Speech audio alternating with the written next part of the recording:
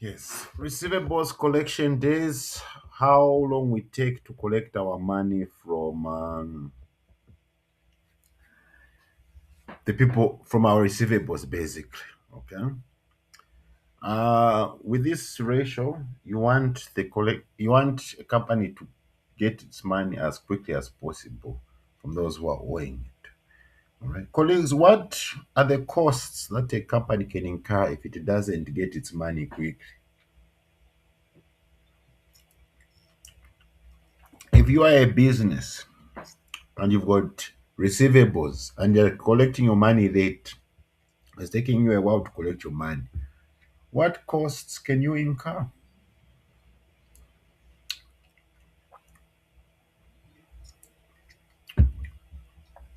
Do we remember bad debts from financial accounting? Okay, there is bad debts. Okay, and then there's also where you have to hire factor. Okay, a third party to collect your money for you. So that's also a cost to a company. Okay, so it's always advisable for a company to collect their money as quickly as possible from the people who are owing them. The tied up cash, you have to collect it as quickly as possible.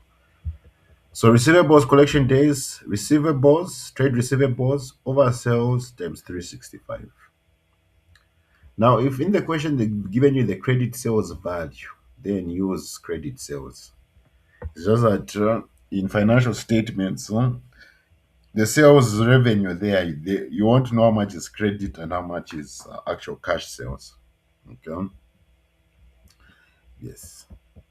So if you have a receivables collection day of 8.9 days, okay, the firm collects money from credit customers after about 9 days. Okay.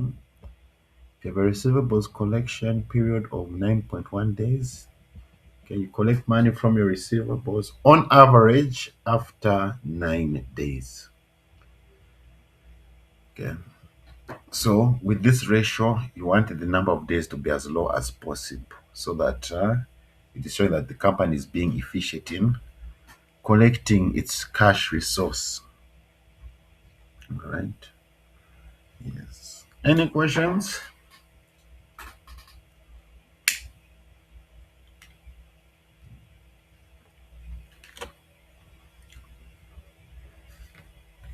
Yes. Because remember, we said operational efficiency is also about working capital management for daily operations and sales, right?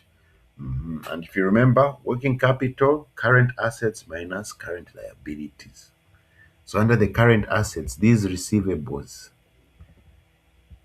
okay, they're part of the working capital.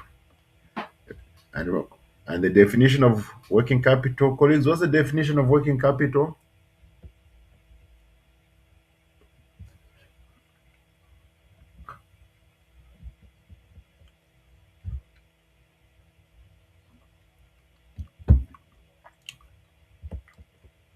In investment specialists, investment experts. What is working capital management, Mr. Aaron?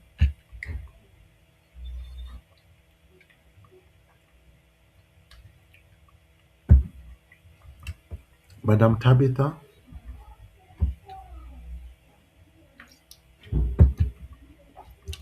Madam Janet?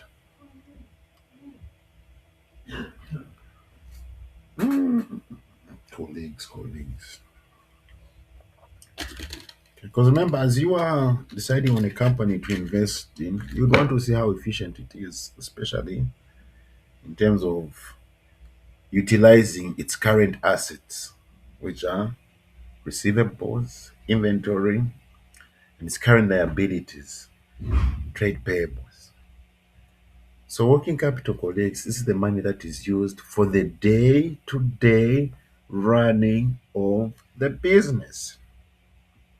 That is working capital. That's why you need to collect the money from your trade receivables as quickly as possible because your business is facing daily operational expenses. So if people are owing you money and you're not collecting it and expenses are falling due, where would you get the money from? Okay? Means you have to now start going to borrow, okay? Or hiring a factor or trying to offer now discounts so that you want your people to pay you fast. Okay. So with receivable days, we want to collect money as quickly as possible so we can use it for our operations. Okay. Then inventory days. Okay. How long your stock stays before it is sold out. Right. Yes. Even this one, the lower the days, it means stock is being sold fast. The faster stock is being sold, money is coming in. That money is going to be used for the daily operations for the business. So inventory days, you've got inventory over cost of goods sold, applied by 365. All right. Yes. So if you have inventory days of 62 days, so your stock sits for 60. On average, it takes 62 days for your stock to completely run out, where you need to buy a new one, new stock. Okay. So the more the days increase, it means your stock is not moving. Okay. And the more your stock doesn't move, the more money you have tied up in the business. Okay. Yes. Any questions on that one?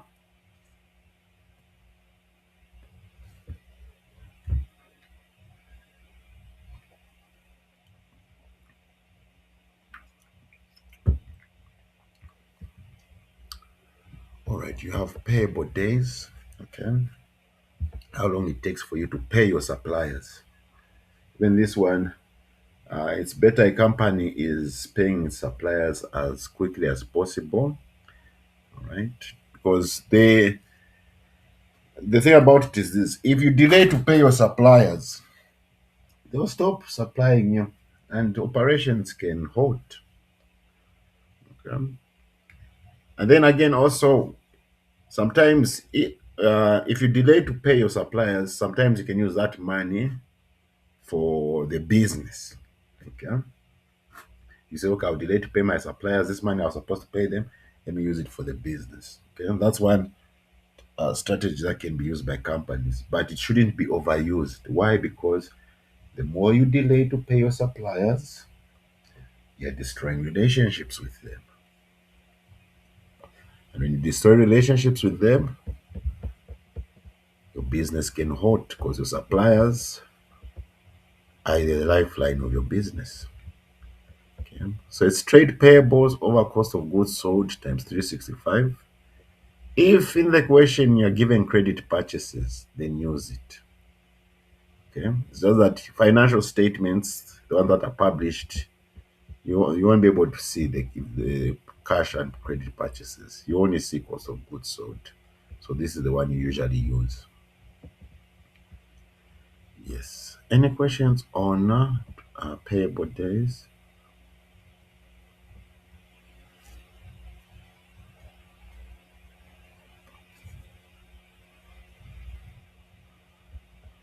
All right. Then you have your cash conversion cycle. Okay. The time it takes for a business to convert inventory into cash after selling goods and collecting payment. Okay. So basically, you buy your inventory, you sell it to your customers.